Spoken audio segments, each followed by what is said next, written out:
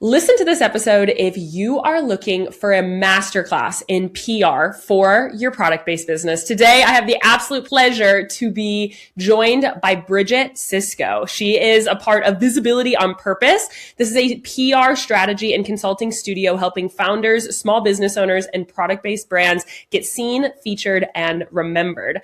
Founded in 2023 by publicist Lydia Bagarosa and speaker Bridget Sicsko, the studio bridges the gap between DIY PR and expensive agencies, giving founders the strategy, story, and media assets they need to confidently manage their own visibility. I'm so excited to dive into PR today. This is a conversation that I think has a lot of myths, a lot of beliefs that we need to reframe. And so, Bridget, welcome to the podcast. Thank you. I'm so happy to be here.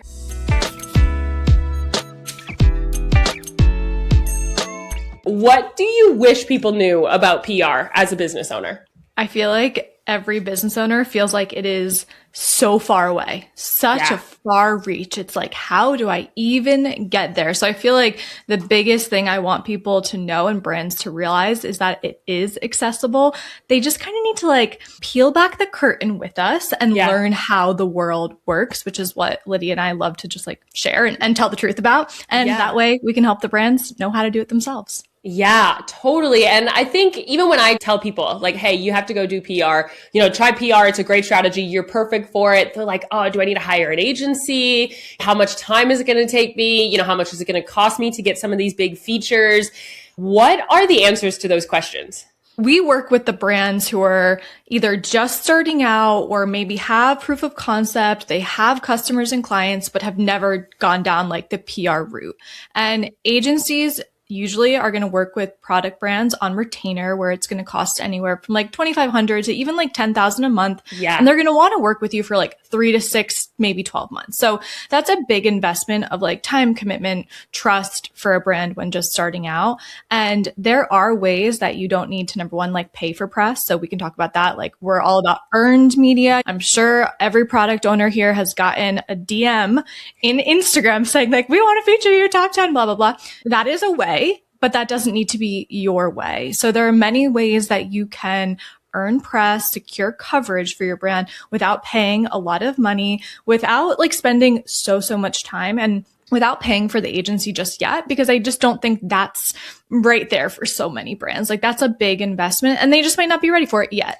For sure. And I think it's a big investment as well before they even have that fully marketing and sales proof of concept. That's something that I see a lot, is that people go, well, I need PR, so I'm going to go hire this $5,000 a month agency. And then their marketing isn't really converting. Their website isn't really converting. And they might have some sessions, but they haven't actually figured that out. So it's actually better to do it alongside of each other. So let's make sure you're marketing your sales and get PR on your own front. And then they can all kind of work seamlessly together. So true. It's like truly an ecosystem. And once you realize that like everything works together, from social to marketing to ads to PR, everything is part of the ecosystem. But we do recommend like knowing how to do these things yourself, especially when you're going to hire out one day and like hire team members, just like know how to do it yourself so that you don't necessarily need to go the agency route if you don't want to.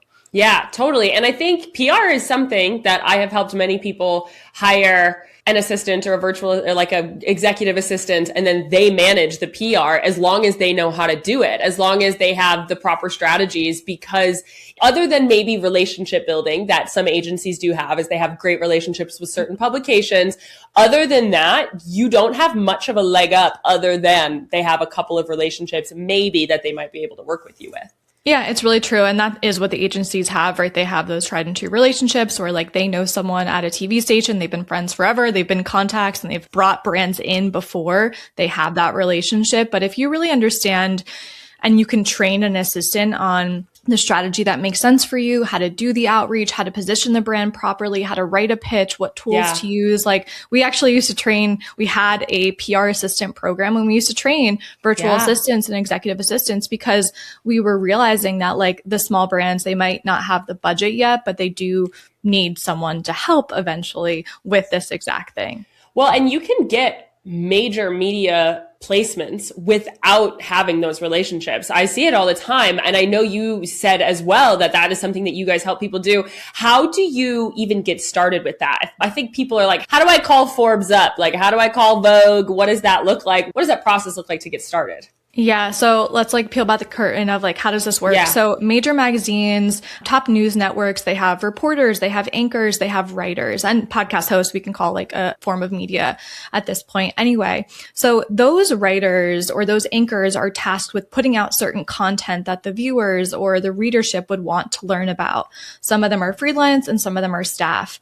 And the important thing to know here is that that writer, we can say maybe they're at Food and Wine or Better Homes and Gardens, they actually need you, a source or the brand or the product just as much as you need them. They don't like know about every single top pantry item. They actually like need the sources as well. So I think like that mindset shift is really powerful for brands to realize that like they're looking for content. They're looking for people, brands, products like you. They just don't know you exist. And that's where you need to realize that you just have to start by reaching out. I know that sounds simple and we can go into that deeper. No, totally. And I think people think they're being annoying. They think they're like pestering these journalists. And I'm like, no. These people need you. They want to be pitched to because they're looking for the latest, the greatest, the most innovative, the new thing that will also help them in their career. Because if your thing takes off, they featured you and they get clicks, they get sessions. All of that actually helps the journalist. So if it is something really cool, if it is something unique, you are actually helping them out. Do you think that there's like a type of product, a type of brand that is better for PR than others? Or do you think it's kind of across the board can be helpful for everybody? I think it can be helpful for every brand, but the strategy might be different. We have some brands that like to focus on founder facing interviews where podcasts are going to be the biggest thing, where they can like tell the full story and then talk about their product like naturally. And we say that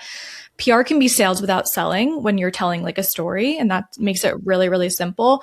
Whereas like some other products love specifically to not have the founder be founder facing at all. And they're really looking for the publications to simply like add them in a listicle or a gift guide that says like, here are the top brands that you need to get for your grandma this Christmas season, and just a link directly to their site or to a place where they can purchase that product. So I think that every brand needs a different strategy, just like your work too. Like everyone needs a different strategy based on their goals. So I think PR can be for every brand, but the way in which you actually like take the first steps and what you do and the outlets you're looking for coverage or like the content and channels that you're looking for coverage on might differ based on just like the brand goals in general.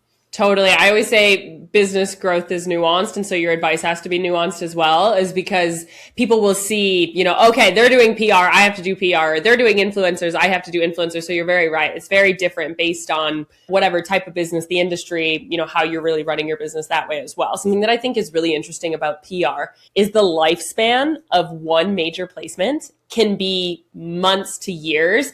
If it's ranked really highly on Google, if you have all of this, can we talk about that? How do you really see this compounding over time? Yeah, like we love social media. We are on all the channels ourselves, of course, but like it's fleeting, right? If I post a story or even a post, sometimes it's hard to like get down through the archives of Instagram. You're like, what did I post in 2020? Like not totally sure. So for a brand, when you are mentioned or linked in an article online, we see this really, really great for editorial publications specifically because it lives on the internet forever. So when your brand is linked in that article, you get a backlink. So if anyone goes onto like Ahrefs or SEMrush or any of those like SEO linking sites, you can type in your website and you can start to find those backlinks. And that's really important because a lot of these media sites have really great domain ranking and authority because they are highly trafficked. So Forbes has like millions and millions of monthly viewers. So when you are linked in a Forbes article to your site, it actually helps boost your searchability as well. And these things do live on the internet forever, like unless the publications decide to take it down. But you'll see a lot with like gift guides, and this is good for product. You'll see those gift guides get updated year and year and year again because people are doing the same searches. Like they're looking for the pantry staples, they're looking for the top items that like need to be in stocking stuffers or need to be at Mother's Day or Father's Day. So that kind of stuff is living on the internet, and you have the ability to be seen in front of new eyes every single month, year, day. Like it compounds. Yeah, totally. And not only does it compound from the SEO side and help you boost your ranking, it also compounds of how long that publication stays out there and that can direct traffic to you. I've seen this happen where somebody gets featured in Vogue or they get featured in one of these major publications, and for years they're getting traffic and sales from it. And I think that's something that, you know, it does feel like a numbers game when you're in it, is you're getting a lot of no's, you're getting a lot of ghosts, but you can get one heavy hitter and it can change your business, truly. Absolutely. And yes, you will hear a lot of no's. It's like, you might not hear anything. I was going to say, you're not going to hear. Yeah. That's what I always say to people. The worst that can happen is that they ghost you. Like, they're not, that's all you got. Exactly. And you know, it's a great reminder. Like, Lydia's had this happen so many times. I had this happen. You know, I got started in PR just one, I'm a yoga teacher and like teach on Ayurveda and these like spiritual health topics. And years ago, I just wanted to be interviewed because I was like, I love speaking. It's really fun for me and simple and light. And I was looking up like what I should be doing. So I was like the DIY person from the get-go. And I had reached out to a writer at Yoga Journal wanting to share a little bit about myself and like literally just like introducing who I am, my background, like the populations I've worked with, yada, yada. And I sent out a pitch in March, I believe, of 2024. September comes around of 2024. Yes. And she answers me and goes, hey, Bridget, like I have an article on X, Y, and Z. I thought of you for a source. So like I have chills because that happens so many times for brands, and don't discount that no as a no or no answer, because we've interviewed so many writers at magazines and they literally tell us like they have this filing system. That's what I was going to say, is they have this behind the scenes organization that you send them an email and they put you in it with a tag that says, okay, we're going to talk about yoga today. And when they have something about yoga, they send it. Or if they have a friend that needs a source. That is the key here, that if you just reach out and you get in this large scale filing system, it compounds just the amount of relationships that you can build. And it might take 6 to 8 months for somebody to come back, but they will come back. Absolutely. Yeah. If you're the right source for them. And, you know, you have to remember that writers don't always get to choose the content they're writing about. Yeah. So say you pitch them, pitching is just sending them an email, right? So you send them an email and they actually just wrote about that topic. So like, you're not going to be the right fit. They don't have time to answer you and say like, it's a no for right now, because they're getting hundreds of emails per day. But I think like what you're saying, this is like relationship capital. Like you're just putting in the reps and someone out there is listening. And I know it can feel like really discouraging for brands, but like, just know you are putting it out there and this can go somewhere really, really far. And we always say like, this is not necessarily the viral game that we play with PR. This is like the long-term old school way of building relationships, building trust, building brand credibility. And for product brands, like when you get featured, it's really awesome because that link can go directly to make a purchase for you. Yeah. And you can actually see that with platforms. Yeah. This was going to be my next question for you, is where do you feel like PR sits in the buying cycle? Like, do you feel like it's top of funnel? Do you feel like it's bottom of funnel? Do you feel like it's more just like authority badges? I know plenty of people are like, if I could just get featured, I'll just put it on my website. That's great. I don't care if it does anything else. Where do you feel like it lands? It's a really, really good question. I've never been asked that. I don't think we've ever been asked that on a podcast. And, you know, I think it could be multiple different ways. We have a tomato paste company that makes like, you know how you don't use as much tomato paste? You need like a tablespoon, but it comes in a jar. Yeah. Or a little can. Makes like the size that you actually need. Genius. That. Yeah. Literally genius. And so someone might be like looking up, you know, best gifts for someone who loves to cook. And this then comes up. So it could be top of funnel, right? Where they actually find you for the first time. Yeah. But on the other end, it could be they hear about your brand somewhere else, maybe on socials. And then they go over to Google and they type in your name or your brand. So it's like another touch point. And that's where it could be really this third party endorsement. Like I used to work at Yelp in New York City and we all use Yelp. Well, I think Google reviews might be taken over now. But anyway, same idea where you type in a brand or looking for pizza and you're going to find what other people think. So it's really like that third party credibility. So I think it could be like multiple touch points, but PR kind of adds some padding if they've heard of you, or if they've never heard about you, it could be the doorway into your brand. Yeah. Yeah. I can totally see that where, you know, if you're being featured in an article kind of about you coming into this marketplace or your founder story, that might be more top of funnel, people interested in it, just hearing about you from the first time. But if it's going to be on an article that's, you know, the 5 best gifts for this type of person, someone's clearly on that to buy for somebody. And so it can kind of be throughout, which I think is a really important point, is people use PR as only the authority badge. And there really is so much more to it that people buy from it. They see you from it. I have a client right now that just got featured in some major publication. She got like in 2 weeks, her sales were up like 600% because it just like, it blew up. And that doesn't mean that it's going to last forever, but it means that it reached the right people. It was the right publication for her. And what she needed was there. If it's okay, I'm going to interrupt this podcast for 30 quick seconds to let you know about the Founders Cafe. It is my completely free podcast community where you can gain access to bonus resources, gain access to me and free coaching calls, as well as build a network of other business owners just like yourself. Business ownership is a lonely game, and we might as well build community, build a network, and have a space to collaborate. We can bring this conversation and all the other conversations we have on this podcast over into this free podcast community and make this a two-way street. I would love to answer your questions there, connect with you, see you on our next free coaching call. Click the link in the show notes and you'll find the link there. To get started in this, what really is, like you keep saying, it's kind of just like sending emails, building relationships. Tangibly, I know you kind of have like a 4-step system here. What does that look like to get started? How do you find these emails? How do I know where to pitch? Things like that. Yeah, it's a good question. All right. So like what we always recommend, really point number 1 is to have your brand assets ready. So making sure you have your website, your socials look professional headshots, and as well as product photos need to be, crisp, high quality, 300 DPI, just like looking professional. Also, product brands need to really make sure they have samples ready, because a lot of times when you're going to be like sending that pitch, which is, like step 2 and 3, you are going to be saying like, I have samples ready, if you'd like to share and learn more about it, because you might be sending those into a writer or TV station so they can like check out your product. So yeah, I would say like having those assets ready is really important. And then step 2, we go into like brand positioning. So what do you want the brand to be known for? What is going to be a great way or a great story that you can bring to the media? And this is where you need to be thinking about what is the right strategy for you. Like TV content is a little bit different than like a podcast, but we can say, let's do a podcast example. And we'll say we're like the tomato paste company. She might be wanting to be featured and be interviewed, her founder story, like why she actually started with that. Yeah. So she's going to be going after podcasts and probably publications for her specifically. And then we want to be going into actually writing the pitch. So once we have the brand assets, once we know our strategy, like where we're going to go forward and what the story really is, we are going to be sending pitches. And like you asked the question, how the heck do you find these contacts? Yeah. We recommend Rocket Reach, Contact Out. So there are a couple of like email finders that can actually support you and help you with this.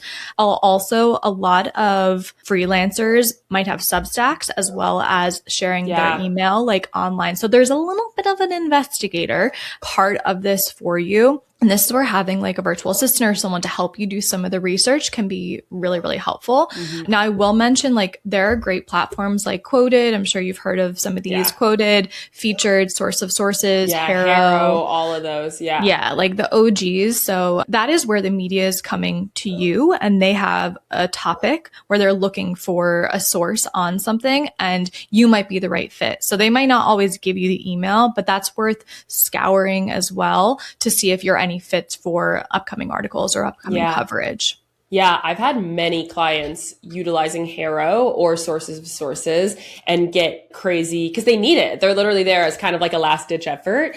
And so when something connects perfectly, it's a really seamless, really easy transition. And I've had many people get like great great placements just from using those. Yeah, it can be a needle in a haystack sometimes. It's a numbers game. Oh my gosh. Yeah. It can be a lot. So like for product brands, I don't see that as much. It depends on like time of year, around holidays, around like gift guides. So Mother's Day, Father's Day, anytime where that kind of content's coming out, you want to be looking like a couple of weeks to months in advance on those kind of sites, because you're just more likely to see the content around that time. But like, because everyone knows about these sites now, which is awesome. It does make it easier, but like we wouldn't recommend doing just that, because the organic outreach is going to move the needle and get the story in front of people who aren't, searching for that. For sure. It's like putting an ad out and all these people coming to you versus, kind of on a normal day-to-day basis you can get in. So if I find an email for somebody, like let's say I'm a niche business in like the wellness community, would I rather start with niche publications, or does it not really matter, just building relationships overall? Like would I try to go more for the more wellness or the Mind Body Greens or the Crunchy magazine or things like that? Or would I be better off, hey, let's just see and shoot for the stars and go for the big ones first?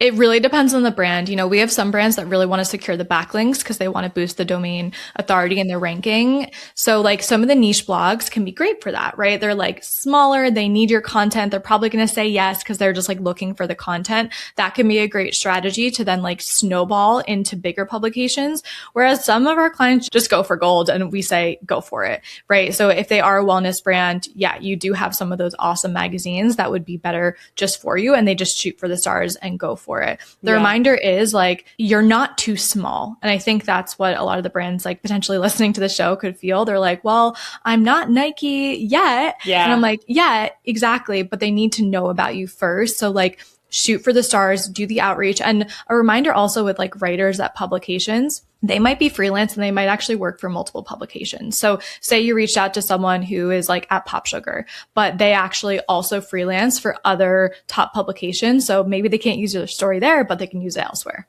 Yeah, that's a really good point. Is again, it's just a relationship building game, the PR world. And it's so intertwined. And I have been in the PR world before that like, everybody kind of knows everybody, even though it seems big and like this kind of mystified industry, everybody is kind of intertwined and they've worked here and they've worked there and they have friends that they know are speaking about this and they reach out to each other. Hey, do you have any ideas with sources for here?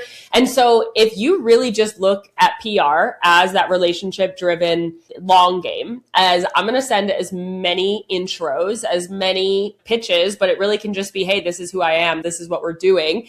And let me know if you ever have anything that I can, come to. Would love to send you a sample. You eventually will just build this like web of people that have you in that behind the scenes organization. And that's just how the snowball kind of starts to roll. Yep. It's absolutely the truth of the matter. And I think people are scared to take the first step. They're scared to send the pitch. They're scared of the rejection, but like that is business and you're not going to be for everyone, or maybe it's not the right time. And that's also okay. Yeah. And it's not a personal thing. I think that's the biggest thing. If they don't respond, they probably had another 1,000 pitches that day and they put you in their system, or they have a filing AI system that just puts you somewhere. And at least you're there at that point. Are you better off saying no because of your fear? Or are you better off getting rejected, quote unquote? And when it's not even a personal thing, again, the worst thing that can happen is that you don't hear from them.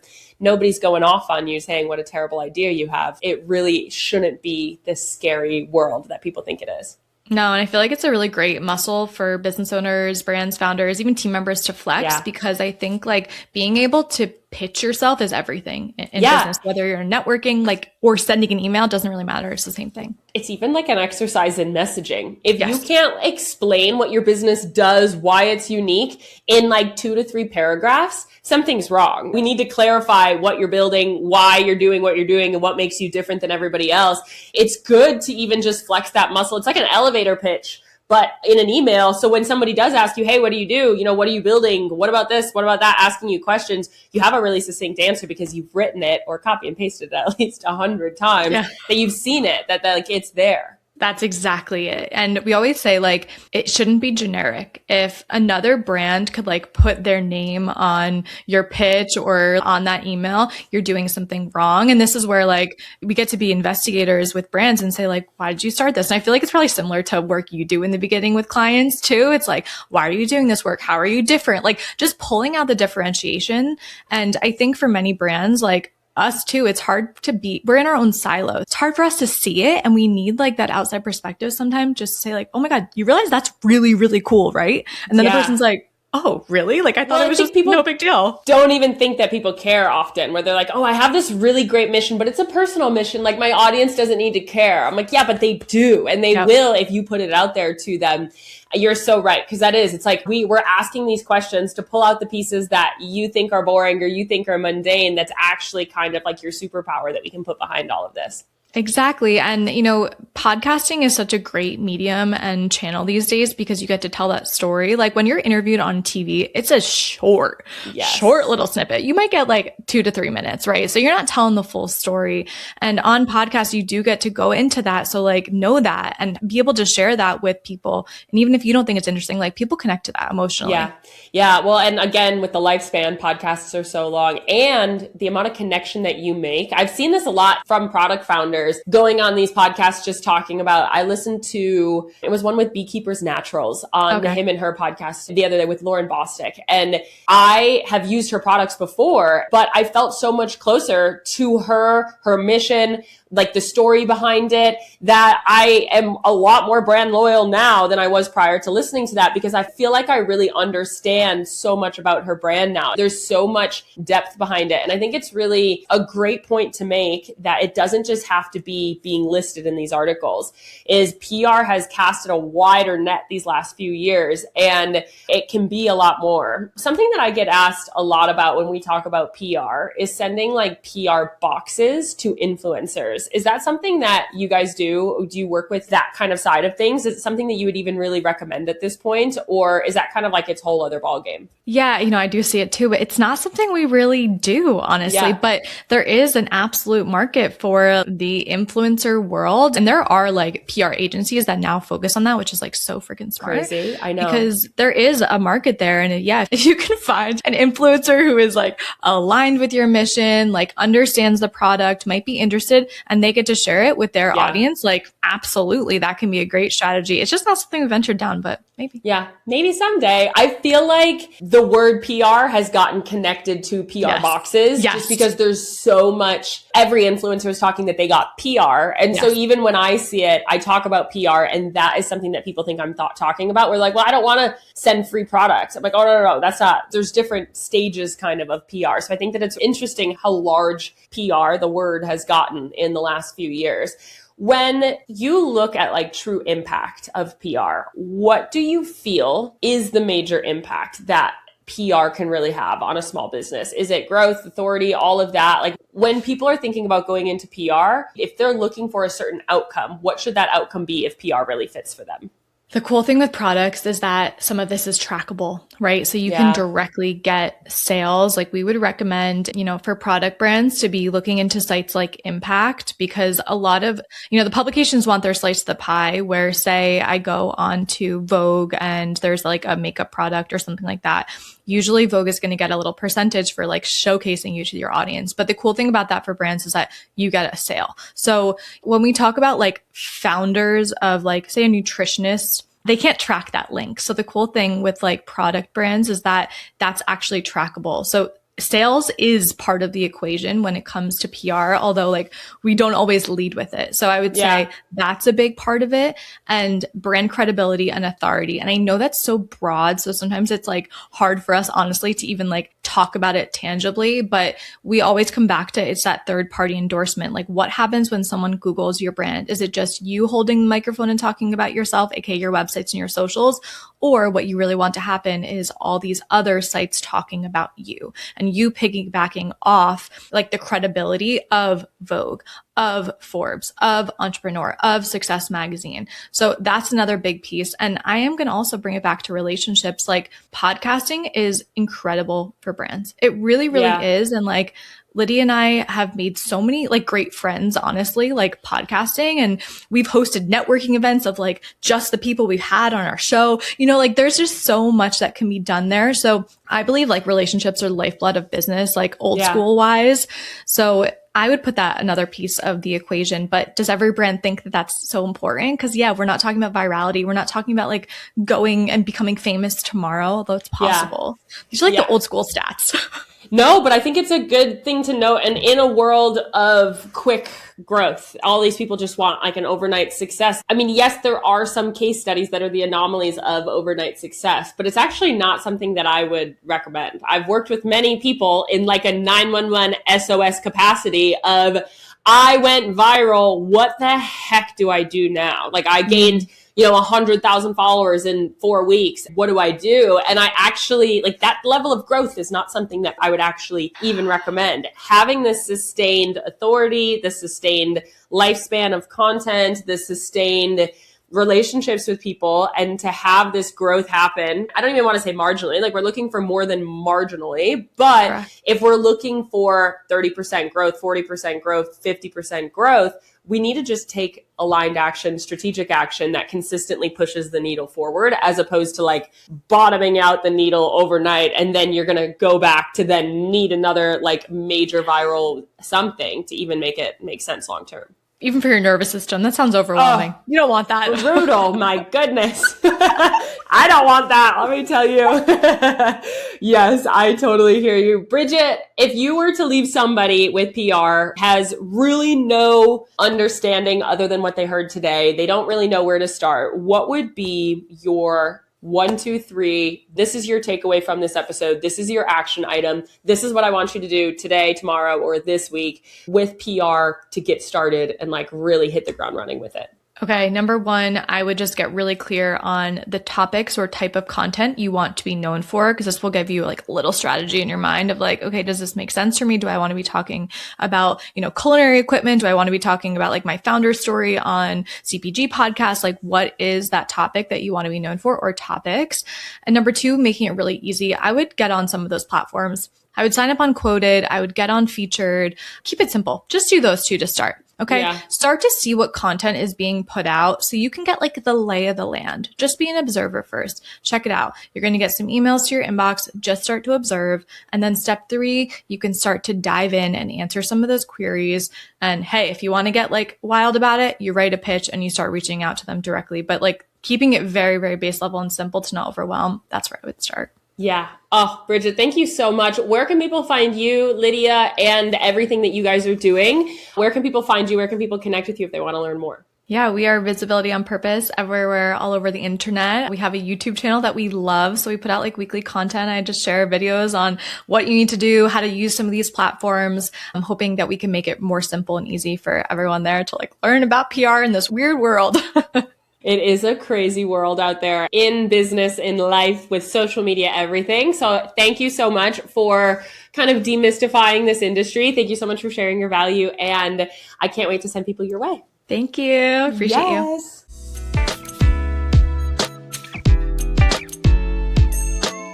Thank you so much for listening to this episode of the Business Growth Podcast. We put out new episodes every Tuesday and Friday. So if you love this one, make sure that you're subscribed so you never miss a conversation. If you want more conversations with me and other business owners, make sure that you join our completely free podcast community, the Founders Cafe. The link is in the show notes. You can get bonus resources, access to free coaching calls, as well as connect with like-minded business owners like yourself.